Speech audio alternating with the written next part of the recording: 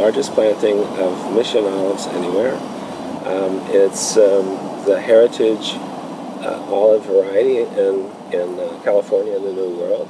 And this grove was planted in 1913 by professors, a group of professors from the University of California. So, planted spring of 1913. This is the summer of 2014. So these trees are just over 100 years old. Mission variety is, it's in some ways a unique variety. These trees have adapted to this environment since they first came in the 1700s, and by DNA they are their own variety called Mission. We're finding from research, principally in Greece, but also here in California at UC Davis Olive Center, that the Mission olive has constituents that are unique to Mission and are not commonly found in other olives in the world. Part of the uniqueness of Mission is that it's a variety that is very high in polyphenols, in total phenols. Phenols are antioxidants, and antioxidants are preservatives, and different phenols have different characteristics or benefits. For instance, oleocanthal is one, and oleurobiene is another, and these particular phenols particularly go to anti-inflammatory benefits in the body and cardiovascular health. Okay. The grove is an old grove. It's 100 years old, and I feel that the fruit coming from an older tree is different from one coming from a very new young tree. So it's I think the characteristics are more concentrated, and the flavor becomes slightly different. Also, we pay special attention to how we harvest the trees, how we prune the trees first of all, and then how we harvest the trees, and then how we mill. And these are very important for obtaining the quality of olive oil that we want to have, because we're after what's going to be good for the body more than just making olive oil to sell. This is a special food, and that's something to be remembered. We are in a period of drought. It's been drier and drier and drier for a long time. There is a lot of agricultural land that actually has no water allotment at all. So these farmers are heavily hit by the drought. We have been dry farmed. We don't irrigate, and so at least for a while, we might be in a position of advantage. We're situated at the escarpment of Table Mountain, which is behind me, and we're at the edge of the Tuscan Aquifer, which is a subterranean pool of water. Probably the aquifer is too low for these trees, but they do receive the benefit of water coming down the watershed from Table Mountain, excuse me. And so even though we're in a drought, this far into it, the water's supply from Table Mountain has not disappeared, and we are still having excellent olives and olive oil. In 2013, we had 3 great olive oils of the world. I only entered 1 olive oil this year, again a gold medal great olive oil of 2014, and the Good Food Awards was given to us for our co-milled orange olive oil. For me,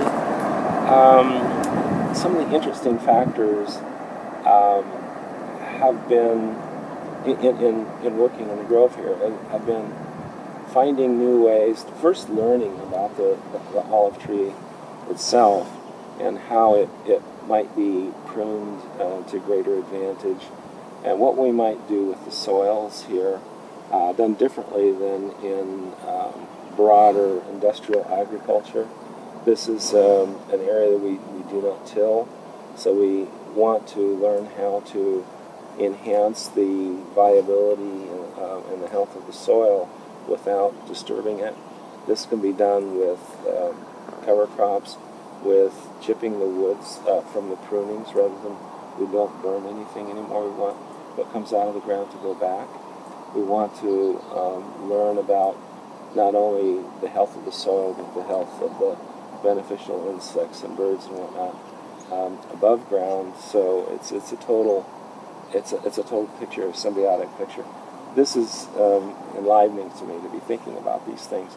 But also now we're coming into a time generally when it's becoming important to utilize more of what comes in a garden or a grove or an orchard, and what used to simply be waste product, we want to make that a usable, valuable product. And for me, this is some of the most interesting and challenging right now. What we can do with the olive leaves, there is technology now that allows in the extraction process of getting the oil from the olive, we can also get other components of that olive that can be extremely beneficial as food products. And this I'm delving into. In terms of the more cosmetic aspect, I want to look at the enzymes and the phenols that are inside the pit as opposed to in the flesh of the olive, because they can do different things for the body. So there's a variety of interesting aspects to agriculture and the specific products I'm dealing with that kind of enhance my life. And then additionally, from the very beginning, my interest was to develop the highest quality olive oil, the most helpful olive oil output, rather than simply quantity. And a gratifying thing is that when you have this kind of intention and that goes out, it also comes back. And so we meet a lot of interesting people and who are engaged in similar thought or very appreciative of what we make.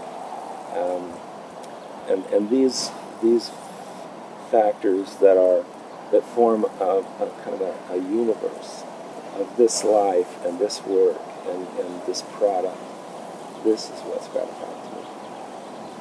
You know, there is a trend now for people to be thinking about gardening and doing maybe some of their own gardening. And people are maybe more so in Europe than here, I don't know, but there's a trend to be interested in agriculture again, and finding, in this very technological time, finding a little greater relationship with nature and the land. The family farms in the United States have dwindled to low numbers, and it was replaced by the large industrial farms.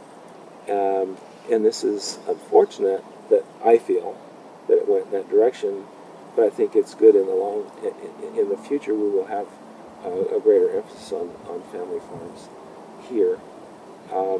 But there, in my view, is an enormous difference between industrial agriculture that's essentially based on using heavy machinery and chemicals and maybe not healthful products, most of which is petroleum-based, and then producing quantities of food. So you have greater quantity, but what is the quality of that food? You know, I think of, do you want food that's growing out of, a can of oil, or do you want it growing out of a compost pile?